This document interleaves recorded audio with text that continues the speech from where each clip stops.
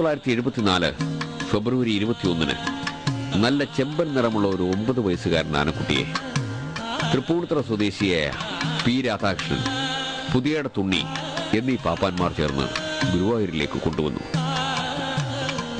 1965 ജനനപ്പെട്ടതെന്ന് നിർണയിക്കപ്പെട്ട ആനക്കുട്ടിയുടെ ജനനം തെന്മലക്കാടുകളിൽ എവിടെയോ ആണെന്ന് പറയപ്പെടുന്നു. എറണാകുളത്തെ KG ഭാസ്കരൻ എന്നയാളാണ് ആനക്കുട്ടിയെ ഗുരുവായൂർ ക്ഷേത്രത്തിൽ നടയിരുത്തിയത്.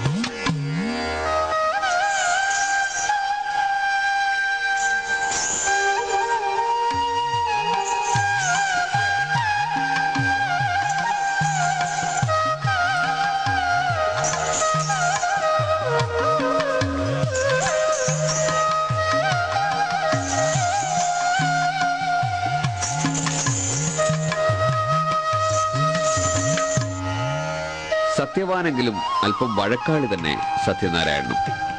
പെട്ടെന്ന് ആർക്കും വഴിപ്പെടാത്തവൻ. നിലവിലുള്ള ചട്ടക്കാരന്റെ പൂർണ്ണ അനുവാദവും സഹായവും ആവശ്യമാകുന്നു രണ്ടാമത്തെയാളിന് ചട്ടമാകാൻ. ചട്ടമായാൽ തന്നെ അത്യാവശ്യ കാര്യങ്ങൾ നടത്താമെന്ന് മാത്രം, അതിനപ്പുറം വിചാരിക്കണ്ട. രണ്ടാമനെ സത്യനാരായണൻ പൂർണ്ണ വിശ്വാസത്തിലെടുക്കണമെങ്കിൽ ഒന്നാം ചട്ടക്കാരൻ തന്നെ വിട്ടുപോയി എന്ന് സ്വയം ബോധ്യപ്പെടണം. അതിനാകട്ടെ കാലതാമസവുമുണ്ട്. കുറെ നാൾ കാത്തിരിക്കും സത്യനാരായണൻ ചട്ടക്കാരനെ. എഴുന്നള്ളിപ്പ് വേളയിൽ ചട്ടക്കാരൻ നിർബന്ധമാണ് കാര്യം നടത്താൻ. മറ്റുള്ളവർക്ക് ചട്ടക്കാരൻ പറയുന്നതനുസരിച്ച് പെരുമാറാം.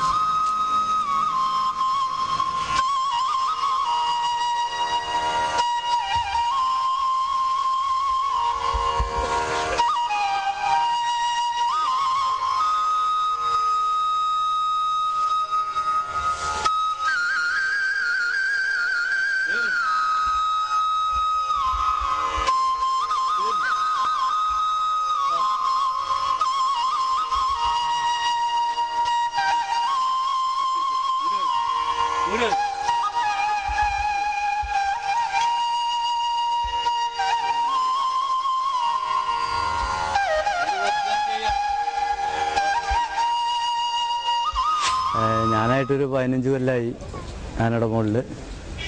ഇത് കെട്ടിയഴിക്കാൻ പറ്റാത്ത ആനയാണ്, സ്നേഹിച്ചു കൊണ്ടു നടക്കാൻ പറ്റുന്നതാണ്. ഞാൻ ഈ ആനയെ സ്നേഹിച്ച് കൊണ്ടു നടക്കാൻ തുടങ്ങി ഒരു 15 കൊല്ലം ആയി. ഇന്ന് ഇത്ര നേരം വരെയായിട്ട് ഈ ആന എന്നെ വിട്ടുപോയിട്ടില്ല. എന്നെ വെച്ചിട്ട് ഒരു തെറ്റായിട്ടുള്ള പ്രവൃത്തി ചെയ്തിട്ടില്ല. ഞാനതിനെ എൻ്റെ കുടുംബത്തിലെ ഒരു അംഗത്തെ പോലെയാണ് കൊണ്ടു നടക്കുന്നത്.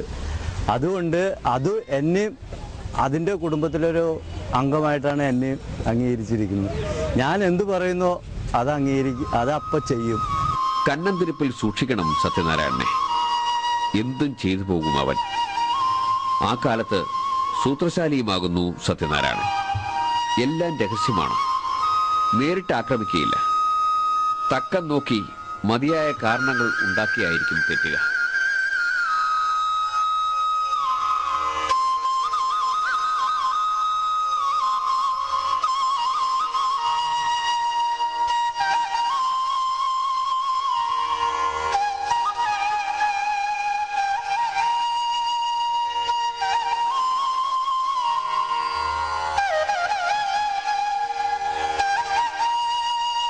എനിക്കൊരു മതം പൊട്ടി ഒലിച്ച് നിൽക്കുകയാണ്.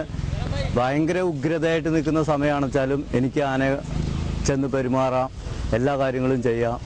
ഇതുവരെ ആന എന്നെ ഓടിച്ചിട്ടില്ല. പിന്നെ ആൻ്റെ കാര്യം എഴുന്നള്ളിപ്പിനൊക്കെ കൊണ്ടുപോകുകയാണെന്ന് വെച്ചാലും ഞാൻ പറയുന്ന പോലെയാണ് നിൽക്കുള്ളൂ.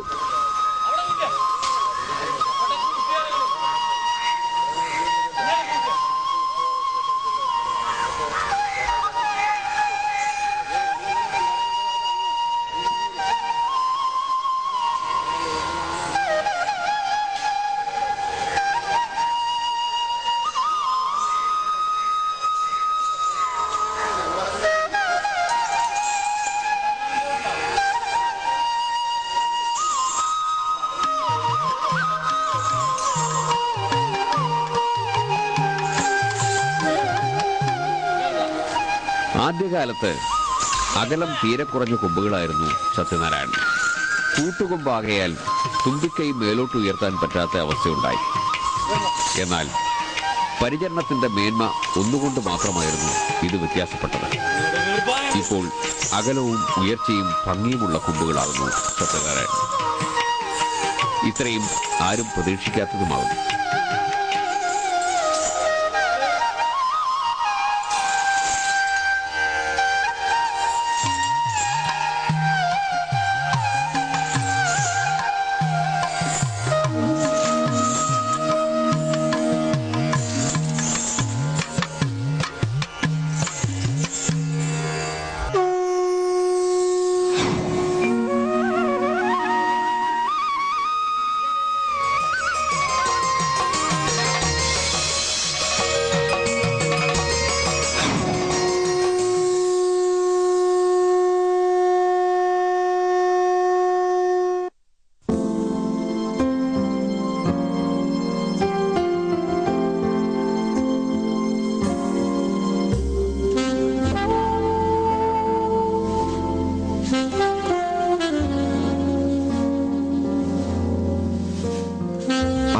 ോളം ആനകൾ നിവസിക്കുന്ന പുന്നത്തൂർ കോട്ടയിലെ അഥവാ ആനത്താവളത്തിലെ ആനകളുടെ ആരോഗ്യരക്ഷ പരമപ്രധാനമാണ്. ഇതിനായി ഒരു ലൈവ് സ്റ്റോക്ക് ഡിപ്പാർട്ട്മെന്റ് തന്നെ ആനത്താവളത്തിൽ പ്രവർത്തിച്ചു വരുന്നു. ഏഷ്യയിലെ തന്നെ ഇപ്പോൾ ഏറ്റവും വലിയ ആനകളുടെ ഒരു സങ്കേതമാണല്ലോ ഗുരുവായൂർ ദേവസ്വത്തിലുള്ളത്. ഈ എത്ര ആനകൾ ഇവിടെയുണ്ട്? ഒരു 65 ആന. 65 ആനയിൽ 55 പിടിയാനകളും 3 മോഴയും ബാക്കിയുള്ള കൊമ്പന്മാർ. ഈ കൊമ്പന്മാരാണ് ഏറ്റവും കൂടുതൽ നമ്മുടെ ഇതുള്ളത്. അങ്ങനെ ഇത്രയും സ്പേസിന്റെ ഉള്ളിൽ വളർത്തുന്നത് ലോകത്തിലെ ഈ സ്ഥലം മാത്രമേ ഉള്ളൂ. മാത്രമല്ല ഈ കേരളത്തിലെ അമ്പലങ്ങളെ കുറിച്ച് പറയുമ്പോൾ കേരളത്തിലെ അമ്പലങ്ങളിൽ കൊമ്പനാനകളാണല്ലോ ഏറ്റവും കൂടുതലായിട്ട്. തമിഴ്നാട്ടിലൊക്കെയാണ് പിടിയാനകളാണല്ലോ. നമുക്കിവിടെ 5 പിടിയാനകളാണെന്നുള്ളത്. നമ്മൾ ഏതൊക്കെ ഉത്സവത്തിന് ഏകാദശിക്ക് വേണ്ടി മാത്രമാണോ ഈ പിടിയാനകൾ ഉപദേശിക്കുന്നത്? ഏകാദശി പള്ളിവേട്ട ആറാട്ടിന് മാത്രം. പള്ളിവേട്ട ആറാട്ടിന് മാത്രം. മറ്റുള്ള ദിവസം പോകാറുണ്ട്. 2 ആന. ചില ആനകൾ വയസ്സായതും വിടാറില്ല. കൊമ്പനാനകളെ അപേക്ഷിച്ച് പിടിയാനകൾ പ്രശ്നക്കാരാണോ? ഇല്ല, തീർത്തുമല്ല. അവരുടെ പരിചരണം പരിപാലനം വളരെ എളുപ്പമാണ്.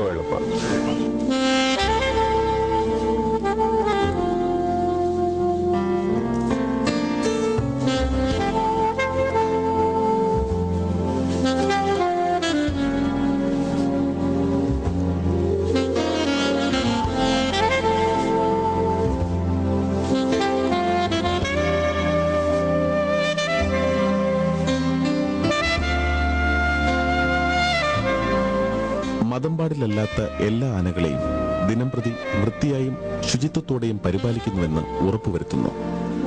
രോഗലക്ഷണങ്ങൾ കാണുന്ന മാത്രയിൽ തന്നെ ചികിത്സാ സൗകര്യങ്ങൾ ഒരുക്കുന്നു. ആയുർവേദ വിധിപ്രകാരവും ആധുനിക അലോപ്പതി ചികിത്സാ ക്രമപ്രകാരവും ഇവിടെ ചികിത്സ നടത്തിവരുന്നു.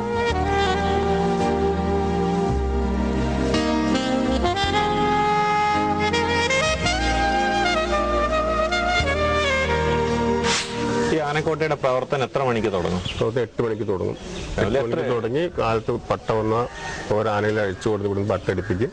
പട്ടടിപ്പിച്ചിട്ട് അവരുടെ സ്ഥലത്ത് കൊണ്ടിടും. എന്നിട്ട് ബാപ്പന്മാർ ആനയ്ക്ക് കഴുകി വൃത്തിയാക്കി അവിടെ നിർത്തി ഭക്ഷണം കൊടുക്കും. പിന്നെ ചില ദിവസങ്ങളിൽ പിന്നെ വൈകുന്നേരം ഇതേമാറ്റത്തിന് 2 മണിക്ക് വരും. ആന കഴുകലൊക്കെ അപ്പം കഴിയണം.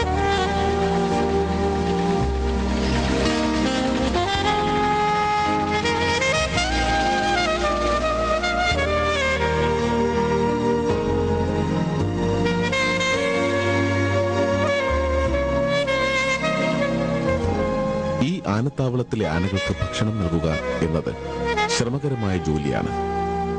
പനമ്പട്ടയും പുല്ലുമാണ് പ്രധാന ഇനങ്ങൾ.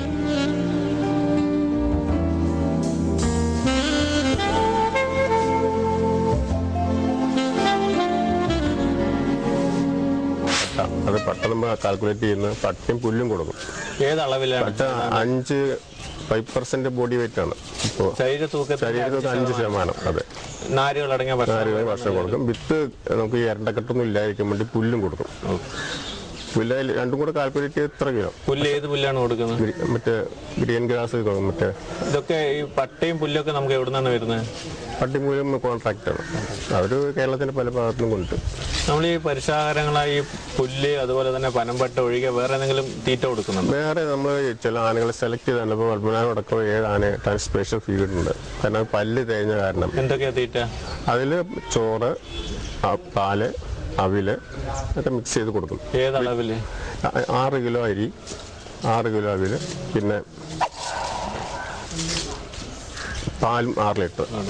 ഇതോടൊപ്പം പിന്നെ വിറ്റാമിൻ മിശ്രിതങ്ങൾ കൊടുക്കും. പിന്നെ അല്ല ഈ അത് കാരണം എനിക്ക് എന്തൊക്കെ അസുഖം ഉണ്ട് വെച്ചാൽ അതിനെല്ലാം വരുന്ന ടോണിക്കുകളൊക്കെ കൊടുക്കും. സാത്തോഫറുകൾ കൊടുക്കും, അഷ്ടചൂർണം കൊടുക്കും, ചവനപ്പാശം കൊടുക്കും, ഇതൊക്കെ കൊടുക്കും. ചികിത്സയുടെ ഭാഗമാണോ? ഭാഗമല്ല, ഇത് ഡെയിലി റേഷൻ.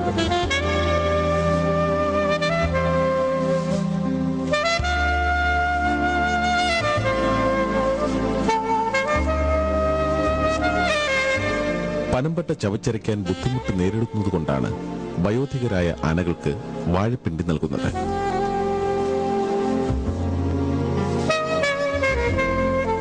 ഈ സാധാരണ ഈ ആനകളിൽ പാദരോഗങ്ങൾ വളരെ കൂടുതലാണല്ലോ. ഇപ്പൊ ഈ ആനക്കോട്ടയിലെ അനുഭവം വെച്ച് നോക്കുമ്പോൾ ആനക്കോട്ടയിലെ പാദരോഗങ്ങൾ പാദരോഗമുണ്ട്.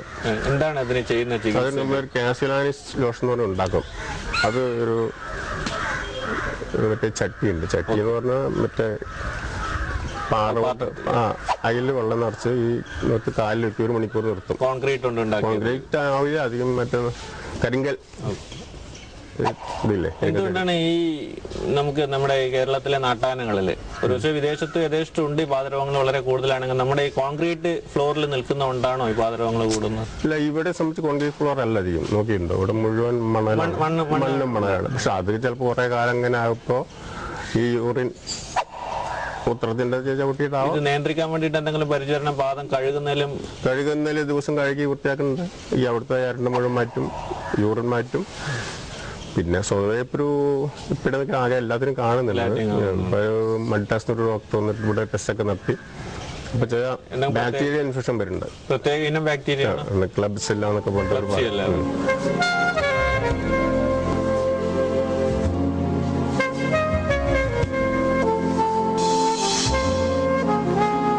ലക്ഷണങ്ങളിൽ നിന്ന് രോഗാവസ്ഥ കണ്ടെത്തുകയും യഥാസമയം ചികിത്സ നൽകുകയും ചെയ്യുക എന്നതാണ് പ്രധാനം. പ്രധാനമായിട്ട് ആനക്കോട്ടയിൽ കണ്ടുവരുന്ന രോഗങ്ങൾ എന്തൊക്കെയാണ്? നിങ്ങള് അധികം ഈ ചെയിൻ വുണ്ട്, ചങ്ങലമുണ്ടാകുന്ന വ്രണങ്ങളെ ധാരാളം കാണും. പിന്നെ ഇമ്പാക്ഷൻ കാണും, ഇരണ്ടക്കെട്ട്, പിന്നെ മറ്റേ ഡെർമറ്റോസിസ് അങ്ങനത്തെ ചില അസുഖങ്ങൾ, ത്വക്ക് രോഗങ്ങൾ കാണും. പ്രധാനമായിട്ടുള്ള കാഷ്വാലിറ്റി ഉള്ളതൊന്നും കാണില്ല. ഈ ആനക്കോട്ടയിൽ ഏത് പ്രായം തൊട്ട് ഏത് പ്രായം വരെയുള്ള ആനകളുണ്ട്?